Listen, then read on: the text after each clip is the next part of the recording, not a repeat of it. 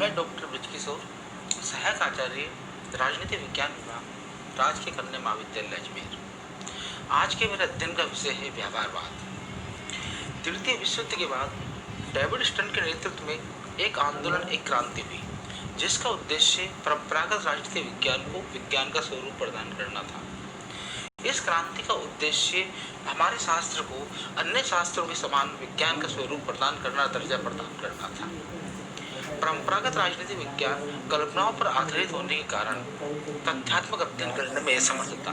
परिणाम ये हुआ कि हम एक ऐसे सर्वमान्य सिद्धांत का निर्माण करने में असफल सिद्ध हुए जो वैज्ञानिकता की कसौटी पर खरा हो और जिसका उद्देश्य आने वाली समस्याओं का समाधान करना हो। क्योंकि अगर हम परंपरागत राजनीति शास्त्र की तरफ जाते हैं तो हम देखते हैं प्लेटो से लेके सेकेंड वर्ल्ड वॉर से पूर्व तक कोई भी ऐसा सर्वमान्य सिद्धांत हमारे विषय को प्राप्त नहीं हुआ, और उसका एकमात्र कारण था कि हमारी जो अध्ययन सामग्री थी वो काल्पनिक थी, कल्पनाओं पर आधारित थी। उनका उद्देश्य आदर्श राज्य का निर्माण करना, एक आदर्श व्यक्ति का निर्माण करना था जो समाज और राष्ट्र को एक आदर्श स्वरूप प्रदान कर सके। लेकिन सेकेंड वर्ल्ड वॉर से पूर्व अगर हम देखें तो समाज विज्ञान के विभिन्न विषयों में विज्ञानवाद की दौड़ प्रारंभ हो गई, और उस दौड़ का परिणाम यह हुआ कि उन्होंने अपना अध्ययन की परंपरागत सामग्री को छोड़कर नवीन तकनीकों को, वैज्ञानिक तकनीकों को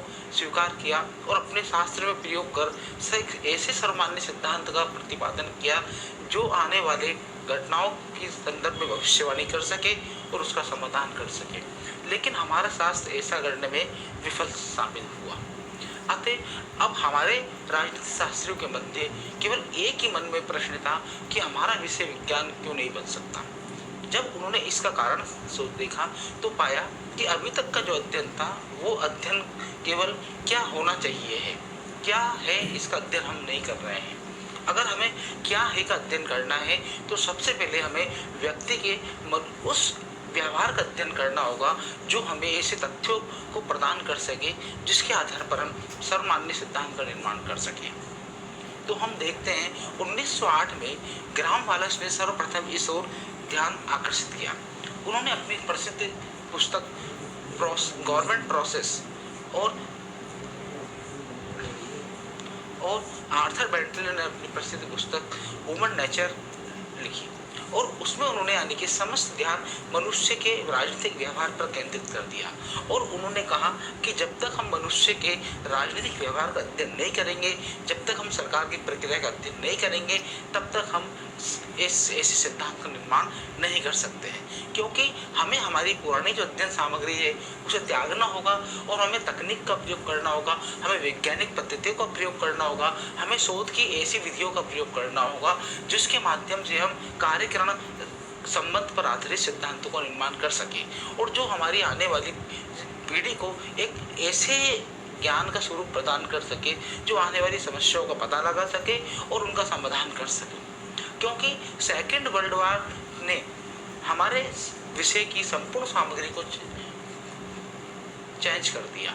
हम देखते हैं कि नाजीवादी, फांसीवादी, राष्ट्रवादी कई तरह की ताकतें यानी कि जन्म लेने लगी, और सेकेंड वर्ल्ड वॉर के बाद हम देखते हैं कि एशिया, अफ्रीका, लैटिन अमेरिका के रूप में नवीन राष्ट्रों का उदय हुआ। क्योंकि अभी तक जो भी अध्ययन हो रहा था वो केवल पाश्चात्य मॉडलों का अध्ययन करने तक ही सीमित थे, लेकिन इन नवीन देशों का अध्ययन करने के लिए हमारे पास में अध्ययन सामग्री नहीं थी। तो अब बात हमारे जो राजनीति शास्त्री है उनके मध्य बात वाली बात बैठ गई कि अगर वास्तव में ही हमें विज्ञान का स्वरूप प्रदान करना है हमारे विषय को, तो हमें मूल्यों को त्याग कर तथ्यात्मक अध्ययन करना होगा। क्योंकि अभी तक हमारा जो विषय है वो मूल्य प्रधान है, तथ्य प्रधान नहीं है, और विज्ञान की प्रथम शर्त है कि अध्ययन की सामग्री तथ्यात्मक हो और वो वैज्ञानिक तकनीक, वो वैज्ञानिक प्रवृत्तियों से युक्त हो या उसके प्रयोग के आधार पर सिद्धांत का निर्माण हो। तो हम देखते हैं कि 1908 में ग्राहम वालस और आर्थर बेंटले ने जो दिशा दिखाई, 1925 में शिकागो विश्वविद्यालय के तत्कालिक अध्यक्ष चार्ल्स मेरियम ने अपनी प्रसिद्ध पुस्तक the new aspect of politics लिखी और उसमें समस्त ध्यान उन्होंने केंद्रित किया इंटरडिसिप्लिनरी अप्रोच यानी अंतः अनुशासनात्मक अध्ययन। उन्होंने कहा कि हमारा विषय भी समाज विज्ञान का एक भाग है और समाज विज्ञान के अध्ययन की मूल इकाई व्यक्ति है। अगर हमें व्यक्ति का अध्ययन करना है तो हमें उससे जुड़े हुए सभी शास्त्रों का अध्ययन करना होगा, सभी विषयों का अध्ययन करना होगा, क्योंकि सभी विषय जो है समाज विज्ञान के आपस में अंतर संबंधित है। हम एक विषय को छोड़कर हमारा स्वतंत्र अध्ययन नहीं कर सकते हैं, क्योंकि अगर व्यक्ति के व्यवहार का अध्ययन करना है तो हमें अन्य विषयों का अध्ययन भी करना होगा। फिर हम देखते हैं 1914 फिर हम देखते हैं कि 1939 में सेकेंड वर्ल्ड वार प्रारंभ हो गया और विश्व का सारा ध्यान उस वर्ल्ड वार की तरफ आ गया। वर्ल्ड वार ने हमारे शास्त्र को विज्ञान का जो दर्जा देने के लिए क्रांति चल रही थी, दौड़ चल रही थी, वहीं पर हम समाप्त हो गई। सेकेंड वर्ल्ड वार के बाद शिकागो विश्वविद्यालय, जहां अंतर्राष्ट्रीय परिषद राजनीति विज्ञान की, उनके अध्यक्ष बने डेविड स्टन। डेविड स्टन ने अपना प्रसिद्ध आर्टिकल 1948 में उन्होंने अंतर्राष्ट्रीय राजनीति विज्ञान परिषद के अध्यक्षीय भाषण में एक आलेख प्रस्तुत किया, एक शोध पत्र प्रस्तुत किया, जिसका विषय था द करंट मीनिंग ऑफ विलेजियम। उन्होंने अपने लेख में बताया कि जब तक हम मनुष्य के व्यवहार का अध्ययन नहीं करेंगे तब तक हमें तथ्य प्राप्त नहीं होंगे, जब तक हमें तथ्य प्राप्त नहीं होंगे तब तक हम सर्वमान्य सिद्धांत का निर्माण नहीं कर सकते। अतः अगर हमें वास्तव में ही एक ऐसे सिद्धांत का निर्माण करना है जो वैज्ञानिकता के निकट हो, सर्वमान्य हो, जिसमें कार्यकारण संबंध हो, तो हमें मनुष्य के ऐसे राजनीतिक व्यवहार का अध्ययन करना होगा जिसका प्रत्येक स्तर पर मापन किया जा सके, सत्यापन किया जा सके, पर्यवेक्षण किया जा सके। हमें मनुष्य की राजनीतिक व्यवहार पर बल देना होगा। तो हम देखते हैं कि 3P पॉलिटिकल बिहेवियर, प्रोसेस और पावर, 3P की अवधारणा राजनीति शास्त्र को प्राप्त होती है जो हमारे विषय को विज्ञान का स्वरूप प्रदान करते हैं। डेविड स्टन ने अपने प्रसिद्ध article the current meaning of विलेजियम में व्यवहारवाद की कुछ मूल विशेषताएं बतलाई।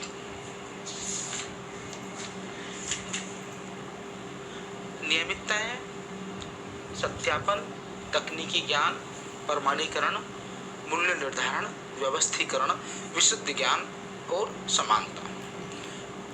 अगर हम पीछे की तरफ जाएं ऐतिहासिक पृष्ठभूमि में कि ऐसे क्या कारण उत्पन्न हुए कि जिसने हमें व्यवहारवादी बनने पर मजबूर कर दिया, कि हमने हमारी परंपरागत पद्धति को त्याग कर नवीन पद्धतियों को अपनाने पर मजबूर कर दिया, तो हम देखते कि सबसे महत्वपूर्ण कारण परंपरागत अध्ययन पद्धति के प्रति असंतोष।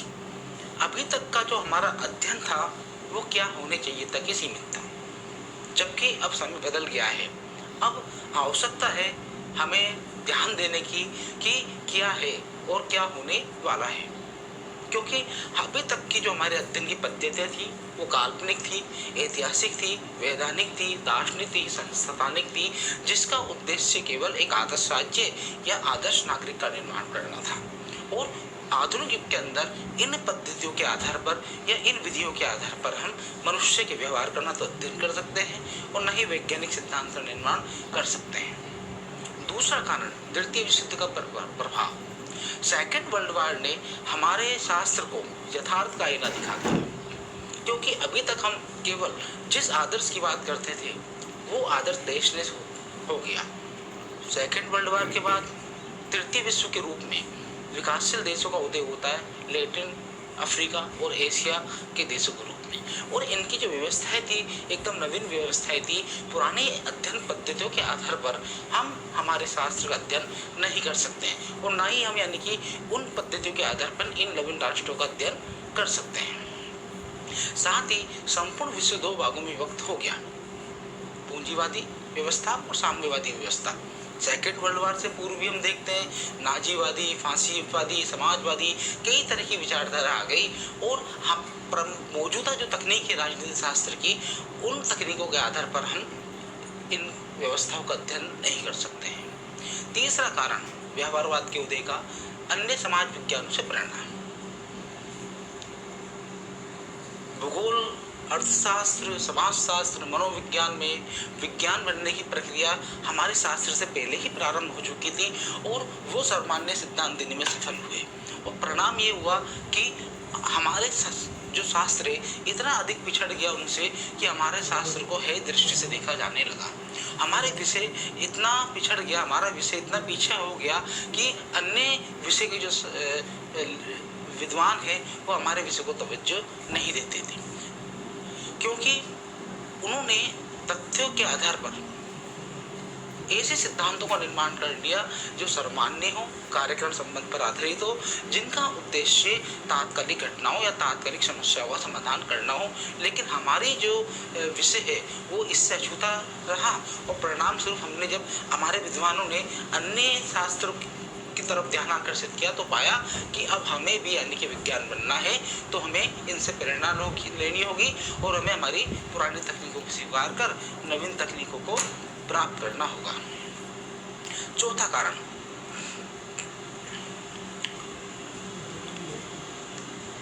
आधुनिक अध्ययन पद्धतियों के प्रति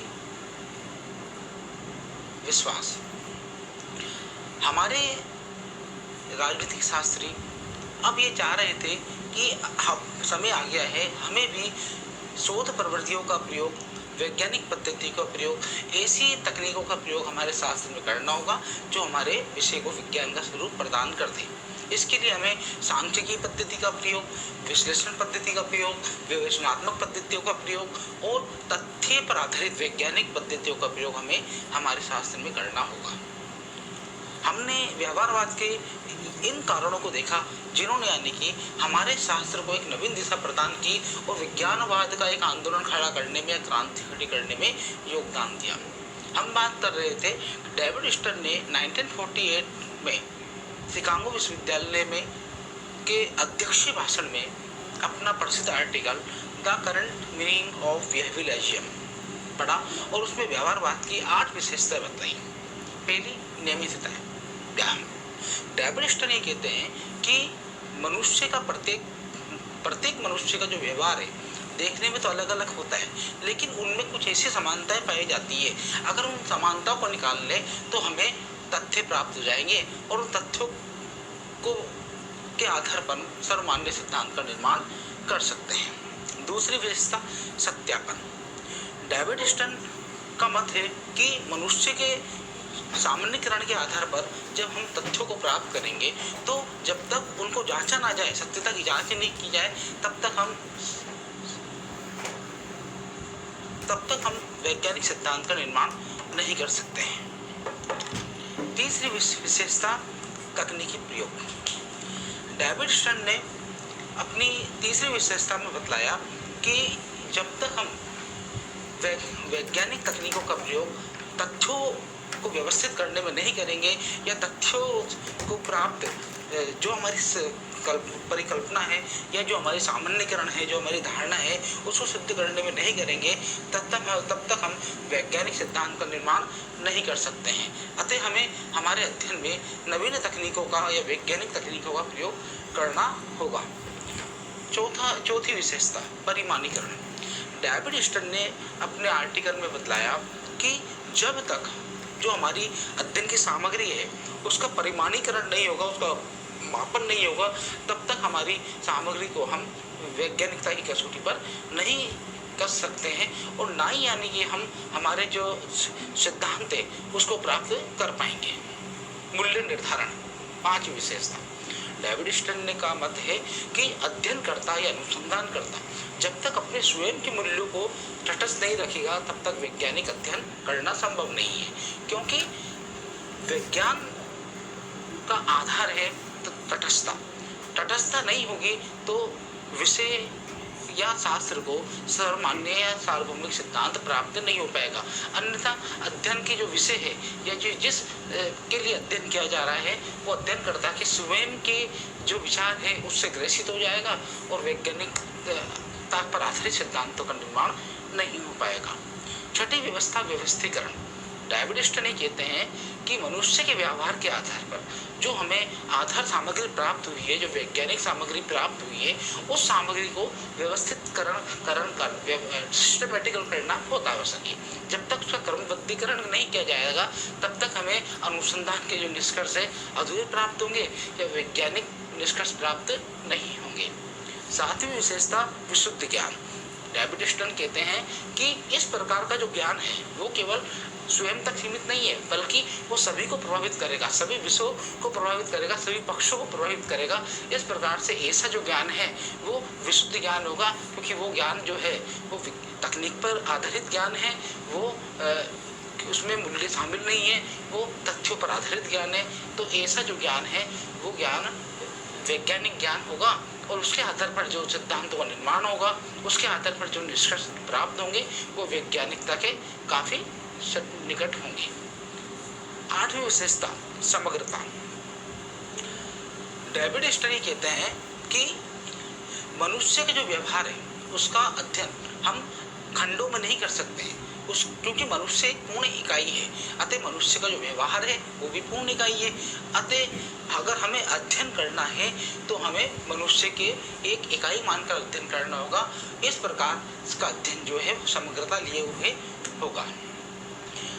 इस प्रकार हम देखते हैं कि डेविड स्टन ने अपने प्रसिद्ध आर्टिकल में राजनीति शास्त्र को एक नवीन दिशा प्रदान करते हुए कुछ मौलिक ज्ञान प्रदान किया या कुछ मौलिक तथ्यात्मक जो एक सूचीकरण प्रदान किया जो अनुसंधानकर्ता को प्रेरित कर सके कि सिद्धांत निर्माण करते समय उन्हें किन चीज़ों का ध्यान रखना है और वैज्ञानिक सिद्धांतों का निर्माण किस प्रकार से करना है।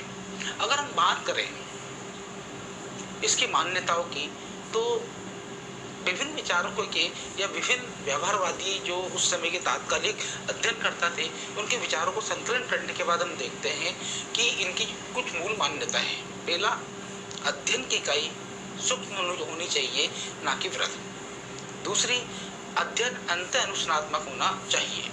तीसरी, अध्ययन का आधार तथ्य होना चाहिए, मूल्य नहीं। चौथा, अध्ययन में वैज्ञानिक तकनीकों का प्रयोग किया जाना चाहिए। इस प्रकार हम कह सकते हैं कि अगर हम इन मान्यताओं को ध्यान में रखकर अध्ययन करेंगे तो हमको निश्चित ही वैज्ञानिक सामग्री प्राप्त होगी, विज्ञानवाद के हम निकट उतने अधिक होते चले जाएंगे। अगर हम इस व्यवहारवाद की आलोचना की बात करें तो हम देखते हैं कि बहुत से विद्वानों ने, बहुत से राजनीति शास्त्रियों ने डेविड स्टन के जो इसके प्रेरणा है, जो इसके प्रतिपादक के व्यवहारवाद की कटु आलोचना की। हम मुख्य आलोचना के आधार देखेंगे, उनमें सबसे महत्वपूर्ण आधार है कि मनुष्य को संपूर्ण इकाई मानना और सूक्ष्म स्तर के आधार पर वृहद स्तर पर उसके निष्कर्षों को लागू करना संभव नहीं है। हर जगह की, हर राष्ट्र की, हर राज्य की अपनी अपनी समस्या होती है और उन समस्याओं का समाधान उनके अनुसार ही किया जा सकता है। अगर हम एक स्थान के कुछ लोगों के व्यवहार का अध्ययन कर उसको पूरे राष्ट्र पर लागू करें तो ये संभव नहीं है, क्योंकि हो सकता है कि स्थानीय समस्याएं अपने प्रकार की हो, राष्ट्रीय समस्याएं अपने प्रकार की हो। दूसरी आलोचना का आधार है ये बहुत ही खर्चीली पद्धति है, क्योंकि इसमें व्यापक स्तर पर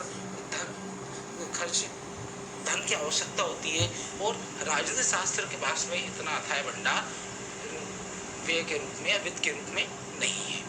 तीसरी आलोचना का आधार है अत्यधिक शब्दाडंबर, यानी कि व्यवहारवादियों ने जो इसकी शब्दावली दी है, जो तकनीकी शब्दावली दी है वो इतनी कठिन है कि इस हमारे विषय का जो एक प्रोफेसर है या विद्वान है वही इसको समझने में कभी कभी असमर्थ सिद्ध होता है। तो सामान्य अध्ययनकर्ता से या सामान्य विद्यार्थियों से अच्छा कि वो इन शब्दावली को समझ सके अपेक्षा करना ये संभव है।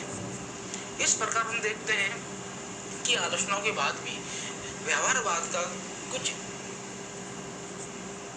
महत्व या ऐसी उपयोगिता है जिसने हमारे शास्त्र को अन्य एक नवीन स्वरूप प्रदान किया। अगर हम इसकी उपयोगिता की बात करें, अगर हम इसके महत्व की बात करें, तो हम देखते हैं कि सब पहली बार हमारे शास्त्र को एक नवीन दिशा प्रदान हुई, जिसने विज्ञानवाद का दिशा को हमको दिखाया। अभी तक हमारा शास्त्र केवल क्या होने चाहिए तक का अध्ययन कर रहा था, लेकिन अब विज्ञानवाद के कारण क्या होना चाहिए, कैसा होना चाहिए और क्यों होना चाहिए, तीनों का अध्ययन अब इसमें शामिल होने लगा। पहली बार व्यवहारवाद के कारण मनुष्य के राजनीतिक व्यवहार, प्रक्रिया और सत्ता पर ध्यान केंद्रित हुआ, जो एक ऐसे अध्ययन को जन्म दे रहा था जिसका आधार राजनीति को विज्ञान का स्वरूप प्रदान करना था। धन्यवाद।